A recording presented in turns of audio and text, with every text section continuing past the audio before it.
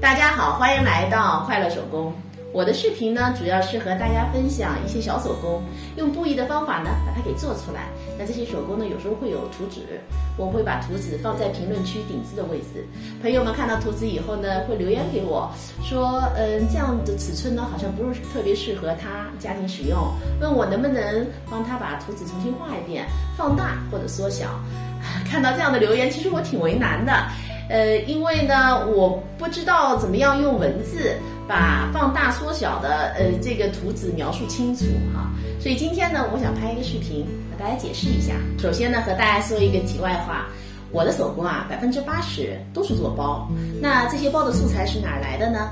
我呢喜欢逛商场，去商场的时候呢，喜欢逛那些门店，有些店啊会把当季的新款呢搁在主要岛台的地方，那些卖包的哈，卖小东西那些小店里边，有时候会看到喜欢的包，我会就把它给尺寸呢量下来。那我用什么方法量尺寸呢？我拿一提尺到处量，肯定也不合适，在这儿和大家分享一下哈。我中指到这个食指大拇哥这个长度啊，正好是20厘米，然后大拇哥到这个中指这块位置正好是15厘米，所以呢，我就自带尺子了。走到哪儿呢，如果看到喜欢的或者合适的呢，我就会把它进行一个测量。第二个素材来源呢，就是网店了。比如说前段时间做的一款腕包哈。朋友给我留言说他运动的时候想要一款小包，我这人吧根本就不运动，我不清楚运动的时候是需要什么样的功能的包，所以呢就去网店上面看。这款呢就是当时的一个爆款，这个款式就一家店它就能卖几万个，所以说肯定是非常好用，所以大家伙儿才会买嘛。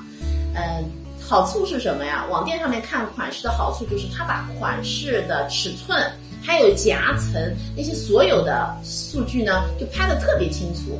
那我根据这些数据呢看过以后，基本上再结合自己的一个经验哈，也能够做得七七八八的。借今天这个机会呢，我也要澄清一下，有时候发一些包，朋友们很喜欢，经常会鼓励我说啊，原创很漂亮，其实挺羞愧看到这样的话，因为那些大家觉得好看的款式，往往都是当今现在眼下的哈一个爆款，我没有设计这样子的本领，只是跟着瞎做瞎玩。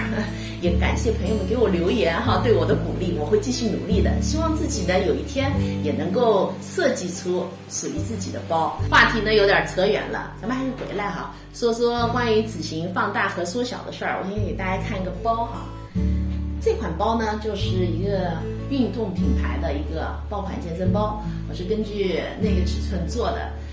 朋友留言说这款包呢有点小，希望能够做得更大。像这款包就是有图纸的，它侧边是有图纸的哈。那如果是放大的话，这儿呢有2个方向。这款包放大是横向放大，还是说它的深度这样子放大？它是不一样的哈。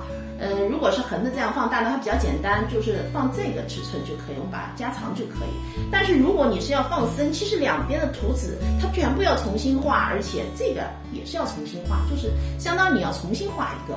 在这儿呢有几个问题，首先等你包放大以后，并不能确定还是这么美观，它肯定是不一样的。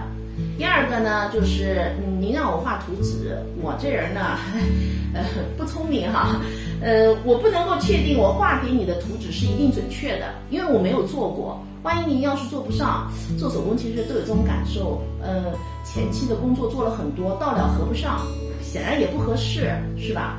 我做的每一个手工啊，都是事先剪纸型的。手工做到现在为止，我觉得剪纸型是最稳妥的方法。剪纸型的好处呢很多。首先呢，我们1比1剪好纸型以后，就能够相当直观的知道手工做好以后它的大小是怎么样的。